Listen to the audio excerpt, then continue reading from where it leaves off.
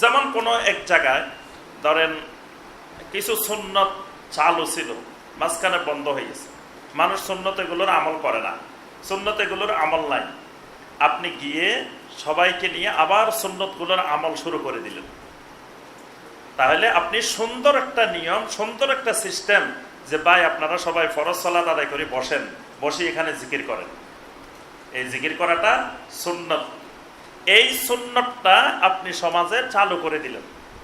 তাহলে সমাজে ছিল না, কিন্তু আপনি সুন্নতটা বিলুপ্ত হয়ে যাওয়ার পরে চালু করে দিচ্ছেন। যত মানুষ এখন থেকে এবার আমল করবে, আল্লাহ পাক আপনার আমল নামায় ওই সুন্নতের সওয়াব আল্লাহ পাক আপনার আমল নামায়ও দিয়ে দিবেন।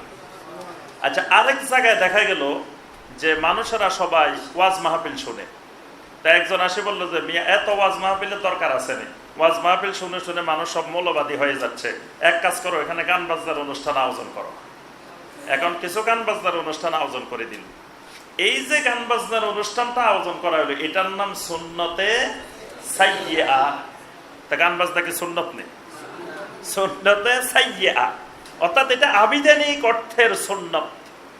কথাটা বুঝতে পারছেন? আমি বুঝাইতে পারছি যে মানে আবিধানিক অর্থের দৃষ্টিতে তাকাইলে সুন্নত হাসানাও হয়, সুন্নত সাইয়্যিআও হয়, ভালোও হয়, খারাপও হয়।